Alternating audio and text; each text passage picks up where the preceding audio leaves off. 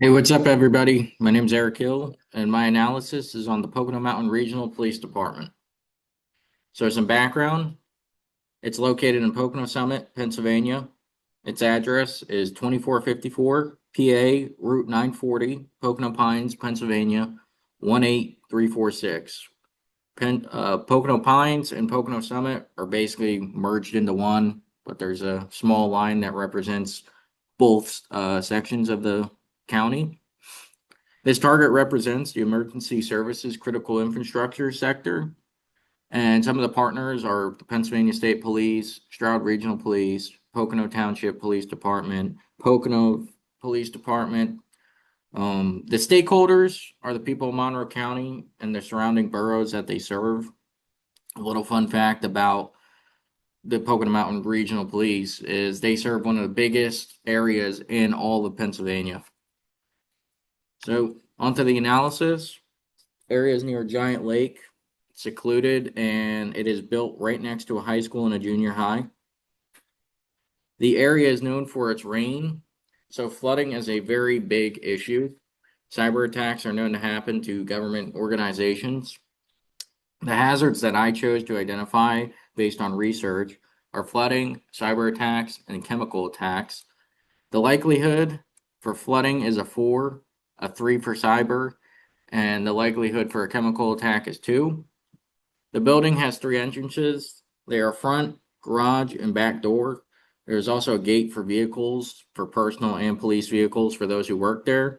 Everybody who is coming into the police station that doesn't work there has to park out front. The biggest risk would be flooding.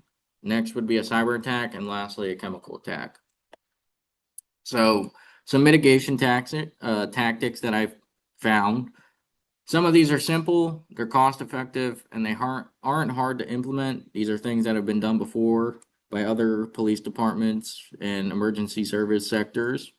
I came up with these tactics, researching what other police departments do, talking to some police officers about how they think it should go to mitigate against disaster. And I worked in a police department, the University of Alaska Police Department, as a CSO. So talking to some of the people up here and working there and being able to be in that environment has helped me tremendously figure out what the process of that looks like. I prioritize them by how effective they were and what was already being done or is already in place. So flooding, flood barriers, flood insurance, and permeable pavement. Flood barriers are huge. They help stop the water from rushing in and building up on one area.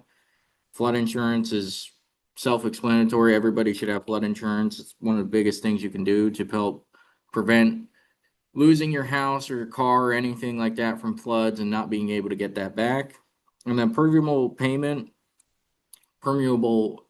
I should say, is a up and coming, but has been around for a while, a little bit, method of getting rainwater to drain through the ground so that it doesn't build up just on one section of pavement or up against a building.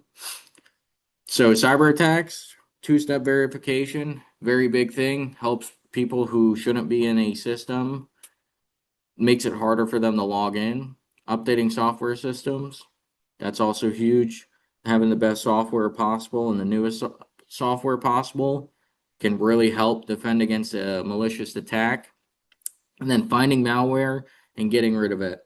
This one's a little more risky, which is why I put it last. But if they make a team that can go out, look for malware, and destroy it before it's able to affect anybody, that could be a really good change on how to mitigate against those attacks by being proactive instead of reactive. And then good PPE, some detection devices, and airtight seals for vents and doors that can be closed. Chemical is a little harder because some of them you can't see, so you would have to basically go off of what your radar and everything else, what the professionals are saying. And good PPE is always useful in any situation. Some recommendations and conclusions. Flooding, reinforcing doors and equipment, flood barriers, permeable pavement, proper drainage, and rain gardens. These are the recommendations that I would use personally if I was at the police department and I thought that these were the biggest issues. I picked 5. Rain gardens are something I really didn't hear of before I researched for this. So that is basically a garden area where rain just is able to fall into and go back into the ground, kind of like permeable pavement, but instead of being on pavement, it's in a garden. Proper drainage, always make sure your drains are clean, all your pipes are clean, so that the most amount of water can run in and not get caught up or stuck on anything. Cyber attacks, upgrading your software, limiting access to those who need it, enforcing policy, hunting down malware, and then two-step verification. Again, limiting access to those who need it. Always, always, always make sure that those who have access do not give out any of their passwords. Any information that can get them or someone else that's not supposed to be there in is a no-no. And that's something that I learned up here at the police department where I used to work is there was a strict process and you were not allowed to give out any information to anybody who wasn't in the police department or needed that access. And then chemical, better PPE, airtight seals, reinforce stronger equipment, make sure your vents are clean and can be closed. And then a chemical detection device. The vents, kind of like the proper drainage, you don't want anything being clogged up or blocked because it can be stuck there. And once somebody goes to clean that out, all of a sudden that chemical gets released back out instead of it being able to process out and back out into the air or caught and put back where it needs to be. And then chemical detection devices, pretty simple, just detects what kind of chemicals there are, how bad it might be. These are up and coming on the rise, and I think it's something that everybody should, even for everyday use, just have one around. And if there's ever a spill or anything like that, helps detect what could possibly save your life. These rose to the top because of how effective they are, and they can be easily implemented into any situation, not just the police department, but for everyday life. You can always implement this stuff. To monitor and measure success, they have to be used in a hypothetical scenario, running tests and simulations to figure out what works and what doesn't.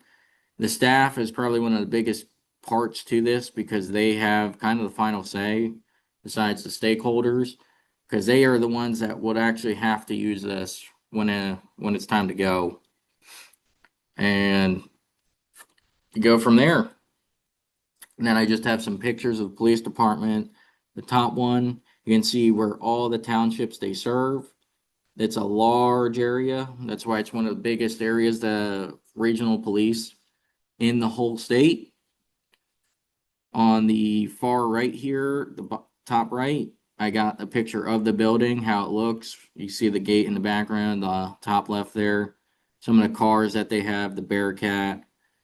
I have a picture in the bottom left here that is a picture of the police car in front of Perkins serving the community.